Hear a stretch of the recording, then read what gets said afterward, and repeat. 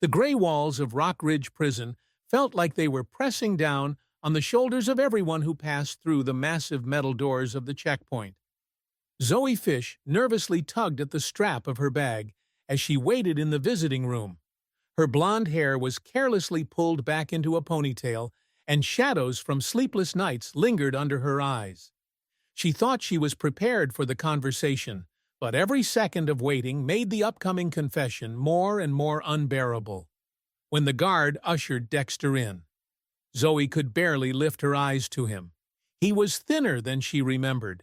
2 years of confinement had left its mark on his once vibrant face. Now his eyes looked weary. Appraising Zoe, Dexter sat across from her, separated by the table, and an invisible wall of rules forbidding physical contact.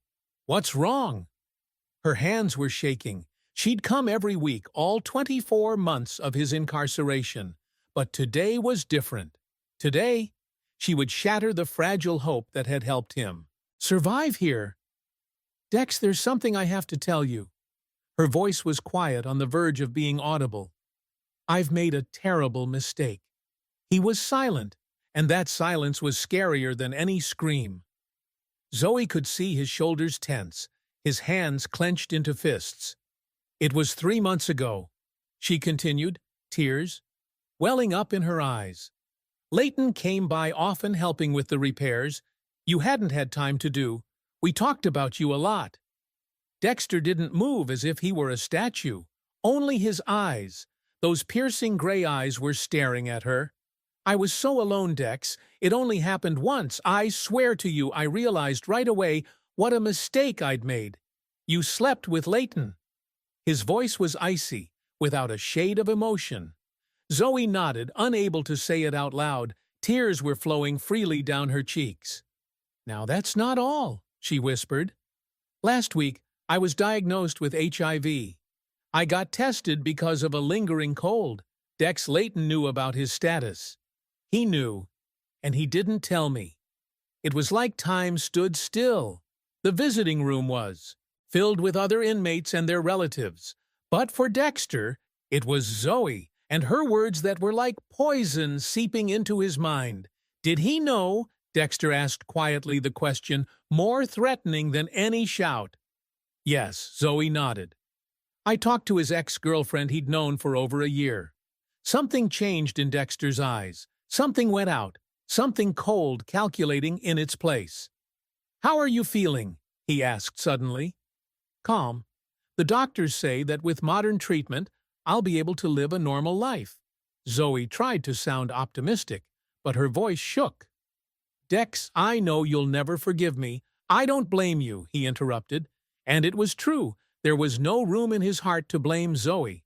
All the space was filled with pure, cold hatred for the person he considered his best friend. "What are you going to do?" Zoe asked, wiping away her tears.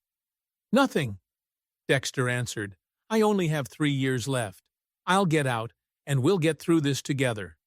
But Zoe saw something in his eyes that contradicted those words she knew. That look. It was the look Dexter had gotten before the robbery that had brought him to prison. The look of a man who'd made a decision and was ready to go all the way. "Just don't do anything stupid," she whispered. "Please, Dex. I wouldn't survive if anything happened to you." "Visiting time is over," the guard announced. Dexter stood up, nodded briefly to his wife, and allowed himself to be led back to his cell. His thoughts were already far away from here in his cell. Dexter Fish lay motionless, staring at the ceiling. His cellmate, an older man named Owen, had long ago learned to detect Dexter's moods, and now prudently kept to himself. Dexter methodically planned his every move. In 2 weeks he was to be transported to court for an appeal hearing. It was his only chance. Security would be minimal, 2 escorts. He knew the route by heart from previous trips. All he had to do was pick the right moment. Dexter spent the next 13 days honing his plan to perfection. He began complaining of stomach pains. Gradually, worsening the symptoms, the prison doctor prescribed him light painkillers, which Dexter discreetly spit out. He needed the guards to expect health problems, on the day of transportation, but not serious enough to cancel transportation. On the morning of the 14th day, Dexter was ready when the guards came to get him. He looked pale and weak. "Hey, Fish, you okay?" one of the guards, Mackenzie asked, fiddling with his handcuffs. "Alive," Dexter answered briefly, allowing himself to be shackled. The journey to the prisoner transport van was uneventful. Dexter watched every action of the guards, carefully noting their relaxed demeanor. He was a model prisoner. No problems, no reprimands. The perfect candidate for the reduction in sentence. He could get on appeal in the van. Besides Dexter were two other prisoners who were also being transported to hearings. They paid no attention to him, preoccupied with their own thoughts. The van started up. Dexter mentally counted the turns, noting their progress along the familiar route. When they were about halfway there, he sprang into action. "I don't feel so good," he said, arching up in imaginary pain. "I think I'm going to throw up." Mackenzie looked at his partner. "Hang in there, Fish. We're almost there." Dexter let his body go limp, then slumped to his side, faking unconsciousness. The alarmed voices of the guards could be heard. "Shit!" He passed out. Mackenzie stepped closer, leaning over Dexter. This was his chance. In an instant, Dexter wrapped his legs around the guard's neck, simultaneously, straightening up and using his restrained arms as leverage. The blow was precise. Mackenzie was unconscious before he realized anything.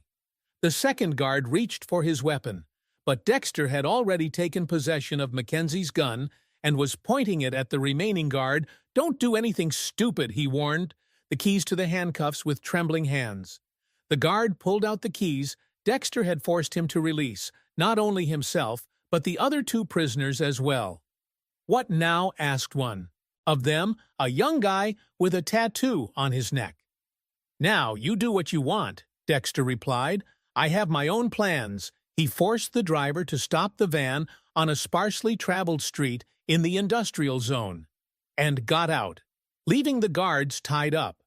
The other prisoners followed him, but quickly scattered in different directions. Dexter knew he had no more than 30 minutes before the alarm would bring every law enforcement agency in the city to their feet once on the loose. Dexter moved quickly and purposefully. He had a pre-prepared route to an abandoned garage where his old acquaintance, unsuspecting, stored his bike. Stealing the bike was a matter of minutes by the time the sirens of police cars cut through the air. Around the abandoned van, Dexter Fish was on his way to his target. Leighton Mercer Detective Thorn Blackwell arrived on the scene 45 minutes after the escape. Tall with prematurely graying temples, he methodically studied the van and interviewed the guards. He planned the whole thing. Mackenzie admitted rubbing his bruised neck. The son of a bitch had been faking sick for days. Blackwell nodded, making notes in his notebook. Had anyone visited him lately? His wife came every week. The guard answered. The last one was 2 weeks ago. That's when he started complaining about his health that caught the detective's attention. He requested records of all of Dexter Fish's visits over the past month and surveillance video from the visiting room in his office. Blackwell scrutinized the video of Dexter's last meeting with his wife. The cameras didn't record sound, but he could tell a lot from the body language. The woman had looked nervous at first, then cried. The prisoner's reaction was almost imperceptible, just a slight muscle tension. But Blackwell, who'd been on the force for 20 years, recognized the signs of controlled rage. He dialed Zoe Fish's number. After the 5th ring, she answered. "Mrs. Fish, Detective Thorn Blackwell. Your husband escaped during transportation today." Silence on the other end of the line, then a convulsive sigh. "Do you know anything about his possible whereabouts?" Blackwell continued. No, her voice sounded broken. "I don't know anything, Mrs. Fish. This is very important. Did you talk to your husband about anything that might have provoked him to run away?" Another pause longer. "I have to meet with you in person," she finally said. "What I'm about to say, it's not just about Dexter. I'll be at your place in 20 minutes, the detective replied, The Fish's apartment was in an older neighborhood in a 5-story building without an elevator. Zoe opened the door as soon as Blackwell called. She looked haggard with eyes red from crying. "Come in," she said, ushering the detective into the small but neat living room. "Mrs. Fish, I need to know anything that can help us find your husband before he does something irreparable." Blackwell began sitting down in the offered chair. Zoe sank down onto the couch across from him, interlocking her fingers so tightly that her knuckles turned white. 2 weeks ago I told Dexter that I'd contracted HIV. Her voice sounded monotonous, as if she'd rehearsed the words. "I got it from Leighton Mercer, Dexter's best friend. We had a connection while Dexter was in prison." Blackwell was silently taking notes. "Leighton knew about his status, but he didn't tell me," Zoe continued. "When I told Dexter about it, he didn't say anything, but the look in his eyes. I know that look. Detective, he's gonna kill Leighton." "Where is Mr. Mercer now?" Blackwell asked. "I don't know. We haven't spoken since I found out about the diagnosis, but he has an apartment on the east side and frequents the Blue Moon Bar on Grover Street." Blackwell nodded. "Mrs. Fish, I need a picture of Mr. Mercer and any information that might help us find him before your husband does." Zoe stood up and took a photo album from the shelf. Her hands trembled as she held out to the detective a picture of 3 smiling people herself, Dexter and Leighton, apparently taken before Dexter's incarceration. "It was our trip to the lake 3 months before Dexter's arrest," she explained. "We were like a family." Then Blackwell carefully took the photograph. "I'll do everything I can to prevent a tragedy," he said, rising. "But I need your help. If Dexter contacts you, let me know immediately." Zoe nodded, but the detective noticed the shadow of doubt in her eyes. She loved her husband no matter what, and Blackwell wasn't sure she'd choose the law over her feelings if Dexter came to her for help, leaving the Fish's apartment. Blackwell immediately ordered surveillance of Zoe's house and began searching for Leighton Mercer. His intuition told him that time was very short. Dexter Fish was not an impulsive criminal. His escape had been carefully planned, which meant his revenge would be methodical and unstoppable. The nighttime city was illuminated by the neon lights of the signs, which reflected in the puddles from the recent rain. Dexter Fish parked the stolen motorcycle in the alley behind the shabby, rusty nail bar. The place was familiar. He'd met the right people here before his incarceration. Now he needed information, and he knew where to get it, after looking around to make sure he wasn't being followed. Dexter entered through the back door in the semi-darkness of the smoky room. His appearance went almost unnoticed. Only the bartender raised his head, staring intently at the customer, and then nodded faintly toward the far corner of the room. Mickey Horn sat at a table laden with smartphones and a laptop, once the best hacker on the East Coast. He was now a small-time hacker who drank too much. "Long time. No, see?" Dexter said, sitting down across from him. Mickey flinched, his eyes widening in surprise and fear. "Fish, what the hell are you doing here? All they're talking about on the news is your escape." S.A. Dexter put his palm on the table. "I need your help, and it's urgent." The hacker looked around nervously. "I can't help an escaped convict. I myself was released on parole only 3 months ago. I need to find a man." Dexter pulled a folded photograph from his pocket and placed it in front of Mickey Leighton Mercer. "You have access to security cameras and cell phone carriers. Find him?" Mickey shook his head. "Do you have any idea how many cops are looking for you right now? I can't take that risk." Dexter leaned closer. There was such determination in his eyes that Mickey recoiled. "He gave my wife HIV, knowingly knew about the disease, and kept silent." The expression on the hacker's face changed. "Wait, is this the same Leighton, your friend, the one who came to the trial and swore he'd get you out?" Dexter nodded silently. "Give me an hour," Mickey said firmly, getting to work. "But I don't see you after that, and I don't know anything about you for the next 40 minutes. The hacker immersed himself in his devices, occasionally muttering something to himself. Dexter waited patiently, watching the entrance to the bar out of the corner of his eye. Bingo Mickey finally said his credit card had been used today at the Ridewood Mall, 3 kilometers from here. He bought a bus ticket to Portland, leaving in an hour and 15 minutes. He also called the Quiet Harbor Motel on the outskirts of town. Sounds like he's gonna lay low. Thanks. Dexter stood up. Forget you saw me. I already did, Mickey said. Returning to his beer, Dexter quickly left the bar through the back door. There wasn't much time. Apparently, Leighton already knew about his escape and was trying to get away. Detective Thorn Blackwell methodically went through Dexter Fish's case file. The original robbery, for which he'd gotten time served, had been handled professionally. Minimal violence, clear plan, quick execution. The only mistake was a security camera the robbers didn't know about. The phone rang, interrupting the detective's musings. Blackwell. He answered briefly. Detective, this is Officer Riley. We have information on Leighton Mercer. His credit card was used at the Ridewood Mall a half hour ago. He bought a bus ticket to Portland Department time. 23:30. Blackwell glanced at his watch. Less than an hour to go. Send an extraction team to the bus terminal. I'll be there in 15 minutes. And no noise. Don't spook him. Finished talking, the detective quickly gathered the necessary documents and left the station on the way to the terminal. Blackwell pondered Dexter Fish's motives. Revenge was an understandable and powerful motivation, especially given the circumstances. If Zoe's words were to be believed, Mercer had committed a terrible act that was hard to forgive. Parking near the terminal, Blackwell noticed 2 inconspicuous cars with tinted windows. An extraction team was already in place. He approached the senior officer, a stocky man named Jeffries. Any visual contact, the detective asked. Not yet. No, my men are checking the waiting room and adjacent cafes. Increased surveillance on the entrances. Fish could be ahead of us.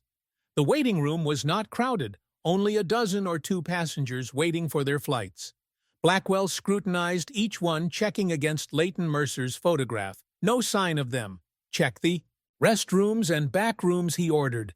Maybe he's hiding a woman in a dark jacket with a hood over her head. Came through the hall door. Something in her gait caught the detective's attention. Looking closer, he recognized Zoe Fish. Damn it, Blackwell cursed quietly, walking quickly toward her. Mrs. Fish, what are you doing here? Zoe flinched in surprise. Detective. Yeah, you're trying to warn Mercer. Blackwell said affirmatively. But how did you know he was here? He sent me a message, Zoe admitted after a pause. He asked to see me before he left. Said he owed me an apology. Let me see the message. With trembling hands, Zoe pulled out her phone and opened the message.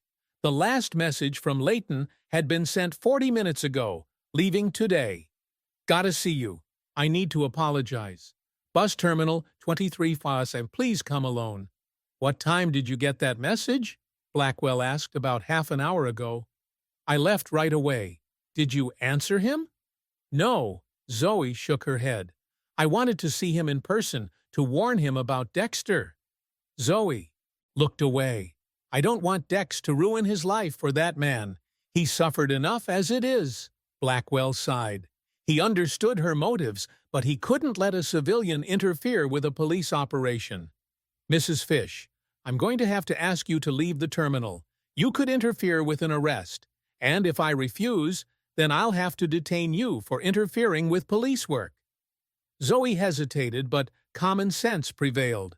Okay, I'll leave, but promise me you'll do everything you can to make sure no one gets hurt. That's my job, Blackwell replied seriously. Officer Garcia will escort you to the exit after making sure that Zoe left the building accompanied by a police officer. The detective returned to his search. The time was inexorably approaching the appointed time. In the message, Detective, one of the officers addressed him, we've checked all the premises. Mercer is nowhere to be found. Blackwell frowned. Something didn't add up. If Leighton was really going to take the bus to Portland, why wasn't he at the Terminal 15 minutes before departure, his musings were interrupted by an incoming call. Blackwell. Here, Detective.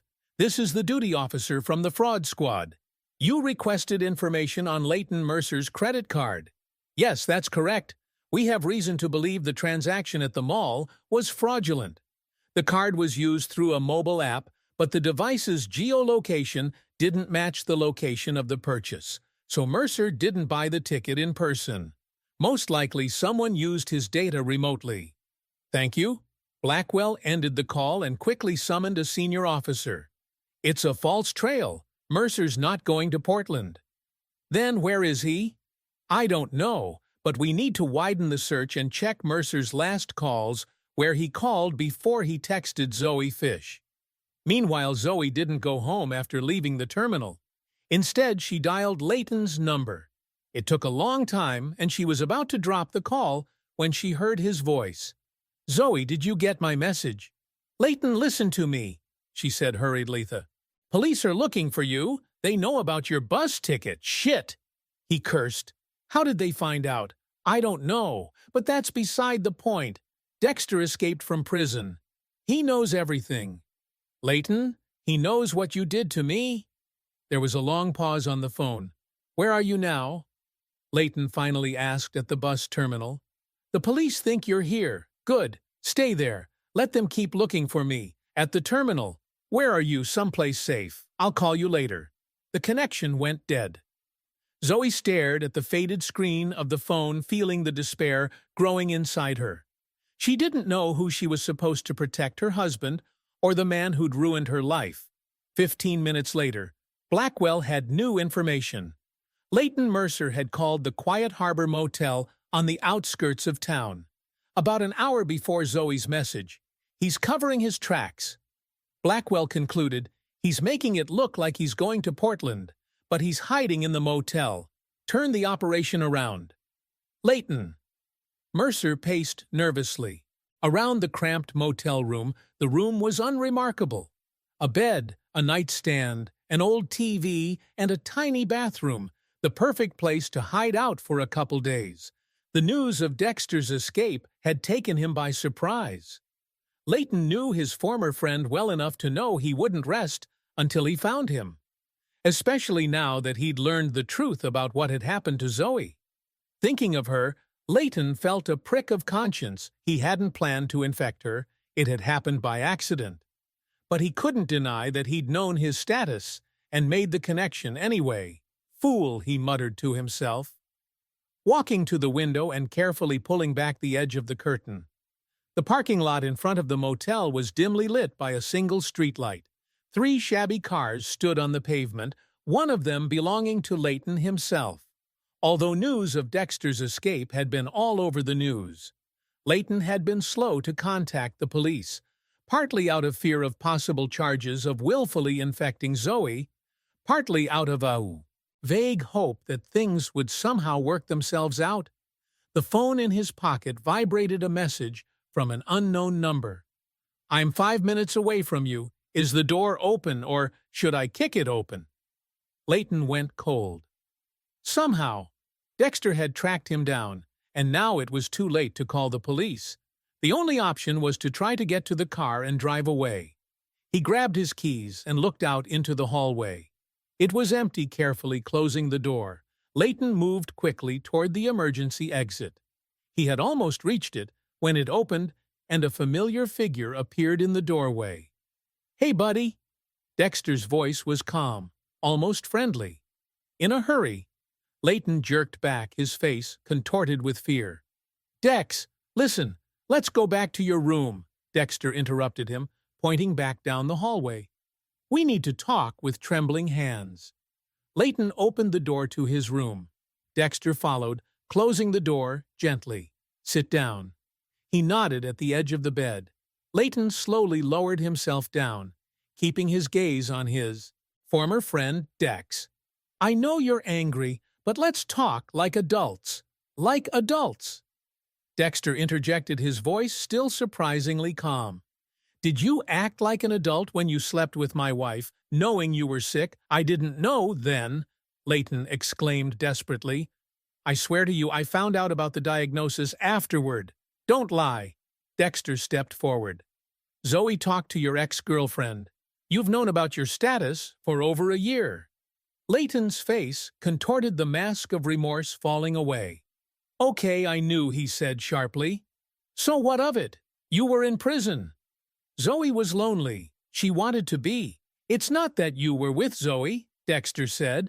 It's that you knew you were sick and you deliberately put her at risk. You ruined her life. Her life? Leighton grinned. What about my life? You think it's easy for me to live with this diagnosis? I just wanted to not be alone in this shit. Dexter stared silently at the man he once considered his best friend. The rage inside him was icy controlled. You know, I trusted you, he said quietly. Trusted you to look after Zoe until I got out. I trusted you more than I trusted anyone. Detective Blackwell and the extraction team arrived at the Quiet Harbor Motel, 40 minutes after leaving the bus terminal. How do we proceed? Jeffries asked. Check with the front desk to see who checked in today. The detective instructed, and organize a cordon around the area. No one can leave the motel without being seen. Blackwell himself went to the manager's office, a small room with a glass door inside, which an elderly man was watching television. Police Blackwell showed his badge. I need information on a guest named Leighton Mercer. The desk clerk, clearly alarmed by the police officer's appearance, hurriedly rustled papers. Yes, there is one checked in this afternoon room. No. 12. At the far end of the building. Meanwhile, Zoe Fish's car pulled into the half-empty motel parking lot. She turned off the engine and sat motionless for a few minutes, gathering her thoughts. Her phone rang again. It was Leighton. You're not going to believe this, he began without greeting. But your husband is here in my room, and he's not one of those forgive and forget types. Leighton, please don't do anything stupid, Zoe pleaded. Dexter doesn't wanna. It doesn't matter what he wants. Leighton interrupted. What matters is that I'm not going to die tonight. Come to the Quiet Harbor Motel room. 12. Maybe you can talk some sense into him. The line went dead.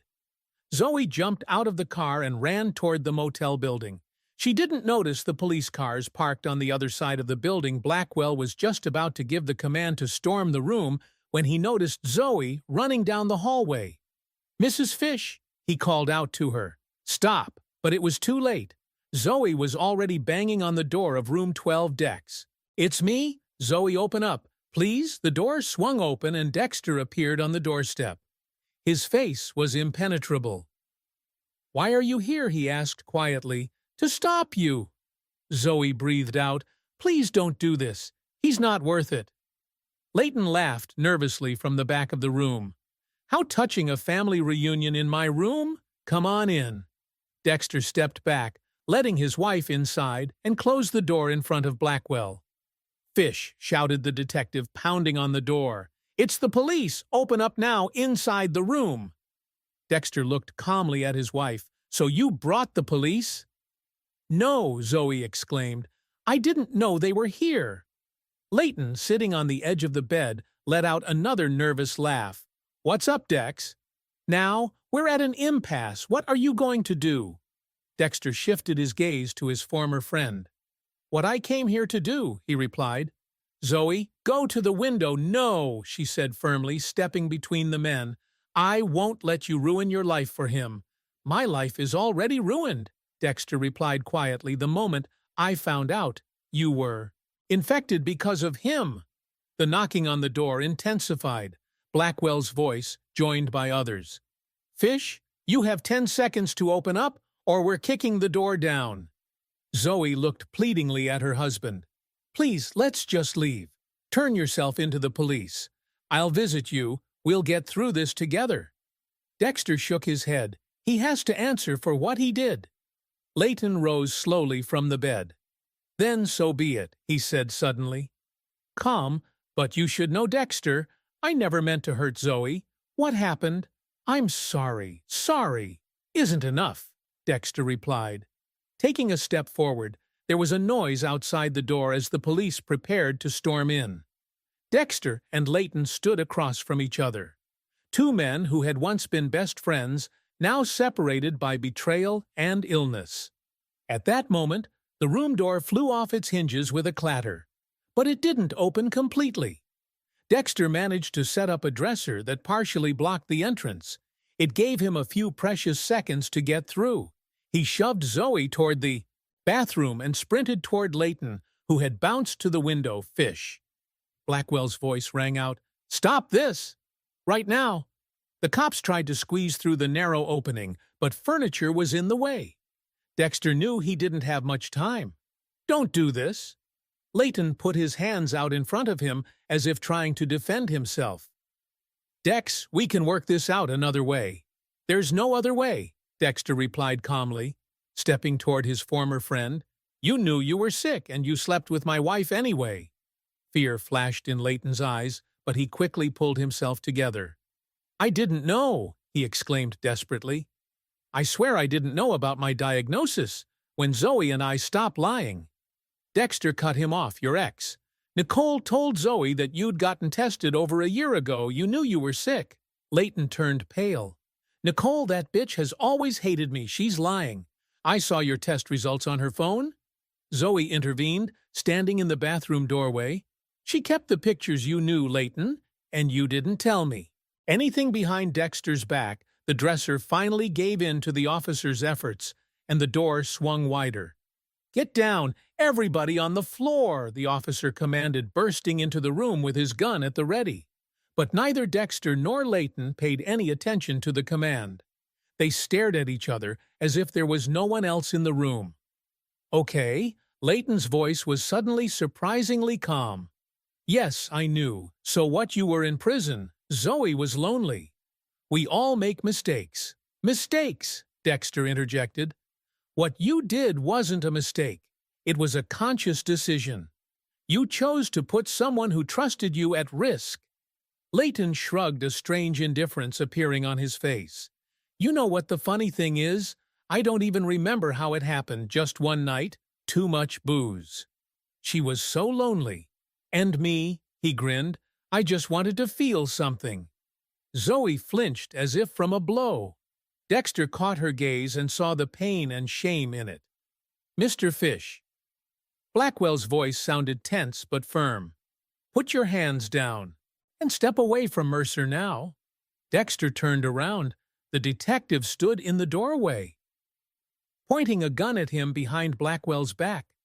"Other officers could be seen. Just another minute," Detective Dexter said calmly. Turning back to Layton, "I have unfinished business. No more minutes." Blackwell cut him off. "Get away from him now." Layton smiled with undisguised relief.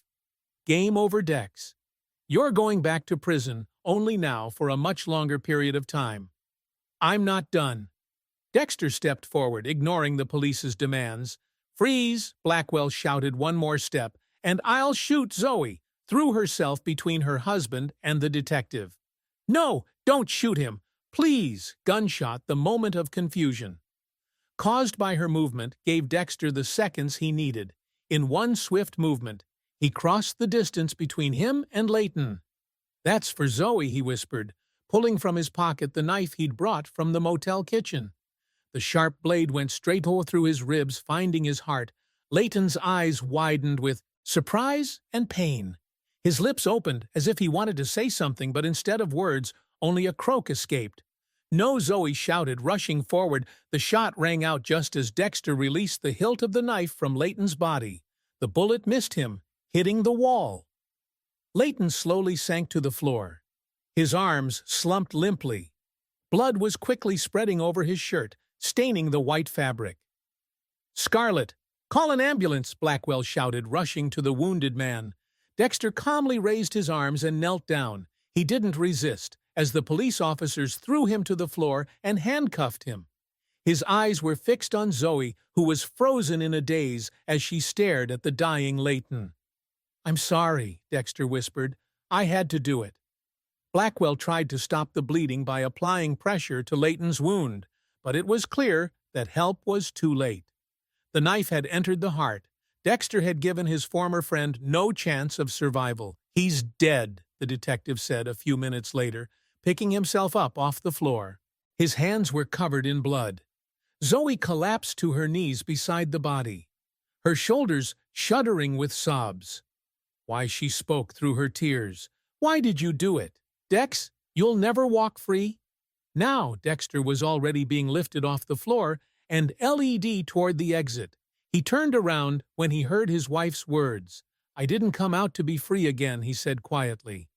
I came out to get justice. The officers led him from the room. Blackwell remained with Zoe, who continued to sob over the body of her dead lover, Mrs. Fish. The detective called softly, You need to get out of here. Forensics will be here soon. Zoe looked up at him, her eyes full of tears and despair. What would happen to Dexter now? He'll be charged with escape and murder. Blackwell answered honestly under the current circumstances. Probably. Life in prison. He did it for me, she whispered. He ruined his life for me. The detective helped her up and led her out of the room. Other motel guests had already gathered in the hallway. Disturbed by the noise, the police officers were pushing them back, setting up barricades. Zoe was placed in one of the police cars. She sat motionless, staring straight ahead with a blank stare.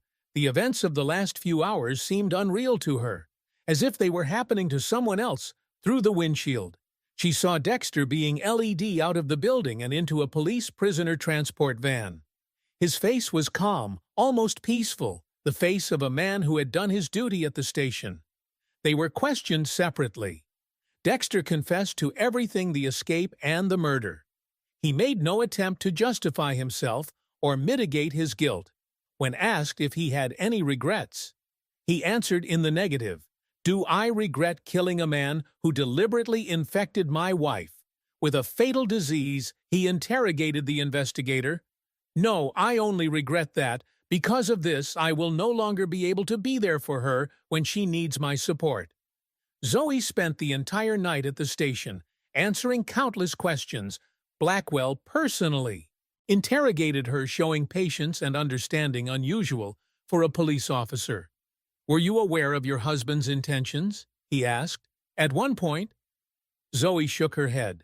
I knew he was angry, but I didn't think he was capable of murder. Did you? The detective asked suddenly. Did you ever think about it? About getting revenge on Mercer? She froze, staring at her hands, still stained with Leighton's blood. Every day since I found out about the diagnosis, she admitted quietly. But I couldn't, not like this. Blackwell nodded, making a note in his notebook. Tell me again how you ended up at the motel. Leighton called me after I left the bus terminal, said Dexter, was in his room. I went there too. She hesitated to stop Dexter. But you didn't. I didn't have time. Her voice shook. It all happened so fast. After the interrogation, she was released home on her own. Reconnaissance, Blackwell drove her himself, explaining the procedure on the way. There will be a trial, he said. Given the circumstances, your husband may be able to avoid capital punishment, but it will be a long sentence. I understand, Zoe nodded. You'll need a good lawyer. We don't have the money for a good lawyer. Blackwell gave her a quick glance. In such cases, the court appoints a public defender. But, given the motive for the crime, there may be lawyers willing to take the case pro bono for free, the detective explained. The case could generate publicity. Intentionally infecting someone with HIV is a serious offense. Zoe smiled weakly. Thank you, detective. You're not what I thought police officers would be like. We're all just human beings, Mrs. Fish with strengths and weaknesses. He dropped her off at the house and waited for her to go inside. Zoe turned on the lights in the empty apartment and stood in the middle of the living room for a long time, unsure of what to do next. The events of the last few hours seemed to have sucked all the strength out of her. The phone rang, interrupting her stupor. An unfamiliar number. Hello, she answered. Uncertainly, Mrs. Fish. The woman's voice sounded professional. My name is Diane Holt. I'm from Holt & Associates. We specialize in cases involving the intentional spread of infectious diseases. I've been made aware of what happened to your husband, and I'd like to offer my services, but I can't pay. This is a pro bono matter. Mrs. Fish, I believe your husband is entitled to fair representation under the circumstances. How did you know that I have connections with the police? Detective Blackwell mentioned your case. Zoe felt a surge of gratitude for the reserved detective. When can we meet? She asked. Tomorrow morning at 9. In my office, write down the address after her conversation with the lawyer. Zoe sat in the kitchen for a long time looking at her hands. Only now did she truly realize how much her life had changed in the last 2 weeks. The diagnosis, the confession to her husband, his running away, and now murder the following weeks became a blur of interrogations, meetings with lawyers, and visits. To the prison, Dexter was moved to a maximum security prison. Pending trial, their meetings were held through glass, and each time Zoe saw her husband lose a part of himself, gradually becoming a shadow of the man she knew. Diane Holt proved to be a competent and tough defense attorney. She built a defense based on the emotional turmoil caused by the news that the defendant's wife had been deliberately infected. It doesn't justify murder, she explained to Zoe before the preliminary hearing, but it may help mitigate the sentence. Our goal is to convince the court that your husband acted under extreme emotional distress. The trial began 3 months after the murder. By then, the story had received a lot of press coverage. Public opinion was divided. Some saw Dexter Fish as a cold-blooded killer, others as a vigilante who had brought justice on the first day of the trial. The courtroom was packed. Zoe sat in the front row right behind the defense table. When Dexter was brought in, she barely recognized him. The gaunt face, the wan gaze. But when he saw his wife, he smiled weakly, and in that smile she recognized the old Dexter, the man who would do anything for those he loved. "All rise, court is in session," announced the bailiff, the judge. An older woman with an attentive gaze took her seat. "The case is State v. Dexter Fish," she announced. "The charges are escape from custody and murder in the first degree. How does the defendant wish to respond to the charges?" Dexter stood up. "Guilty," he said calmly. A whisper ran through the room. Diane Holt looked surprised. They were preparing arguments for a plea of guilty to second-degree murder or manslaughter. "Mr. Fish," the judge addressed him, "do you realize that by pleading guilty to first-degree murder you forfeit the possibility of a lesser sentence?" "I understand, Your Honor." Dexter nodded. "But I don't want to lie. I escaped from prison for the sole purpose of finding and killing Leighton Mercer. It was premeditated murder. Objection." Diane Holt jumped in. "Your Honor, my client is in a state of emotional distress. I ask the court to order a psychiatric evaluation." "Objection overruled," answered the judge. After a short deliberation, the defendant clearly expressed his position. The trial lasted a week. Despite the admission of guilt, witnesses were heard, including Zoe and Detective Blackwell. Evidence was presented that Leighton Mercer did know about his HIV status and concealed it from Zoe in his testimony. Blackwell was unexpectedly restrained. He described the events of that night in a dry and professional manner without adding his own assessments. Detective Blackwell. The prosecutor addressed him. "In your opinion, did the defendant realize that he was committing a murder?" "Yes," Blackwell answered after a pause. "But it is also my opinion that he acted under the influence of extreme emotional stress, caused by the news that his wife had been deliberately infected." "Is that your personal opinion?" "Relevant to the case?" the prosecutor asked sharply. "You asked for my opinion." "Gave it," the detective said nonchalantly. The last day of the trial was devoted to closing arguments. The prosecutor demanded the maximum penalty, emphasizing the premeditation and cruelty of the crime. Diane Holt, on the other hand, appealed to human emotion, to an understanding of the motives that drove the defendant. "Dexter Fish is not contesting his guilt," she told the jury, "but I ask you to look at the circumstances that led to this tragedy. The man he considered his best friend not only had an affair with his wife, but knowingly put her in mortal danger. Knowing of his illness, This is an act of betrayal beyond ordinary understanding. Before Salmbor sentencing, the judge gave Dexter the last word. "I am not asking for leniency," he began, rising. "I did what I thought was necessary." Leighton Mercer knew of his illness and knowingly put the person I love most in the world at risk. He deserved to be punished, and I punished him. My only regret is that now I won't be able to be there for Zoe when she needs my support. Turning to his wife, he added, "I'm sorry to leave you alone in this struggle, but know that I will always love you, no matter what happens." Zoe couldn't hold back her tears. She nodded silently, acknowledging his words. The jury retired to deliberate. 6 hours later, they returned with a verdict on the charge of escape from custody. Read the foreman. "Find the defendant guilty on the charge of murder in the first degree. Find the defendant guilty with a recommendation for leniency."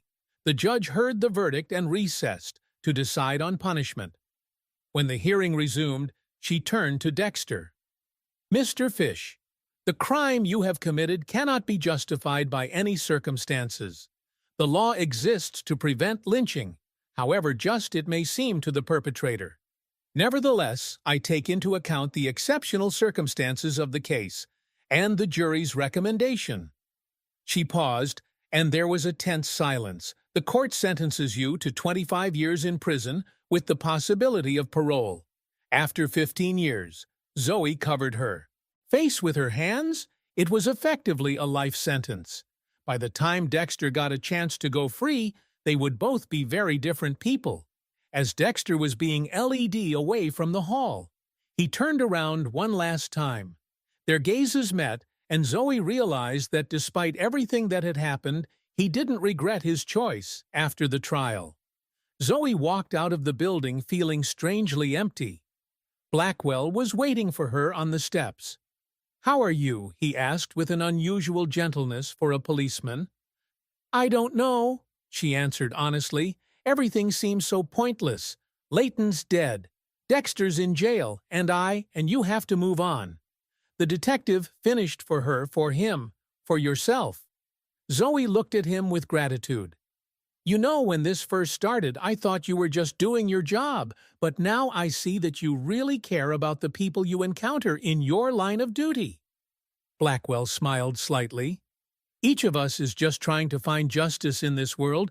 Sometimes our ideas of it differ, but that doesn't make us enemies." He held out a business card to her. "If you need help, call any time." Zoe took the card and nodded. "Thank you, Detective, for everything." She walked down the steps and down the street without turning around. There was a new life ahead of her, a life with an illness, and without the man she loved by her side. But in that moment, she knew she could handle it for Dexter, who'd sacrificed his freedom to avenge her, and for herself to prove that his sacrifice wasn't in vain. Blackwell stared after her until she was around the corner. Then he pulled out his cell phone and dialed the warden of the prison where Dexter Fish was to be sent. "Jim Thorn." "Blackwell, remember? You said you owed me a favor." "I have a favor to ask you about a new inmate."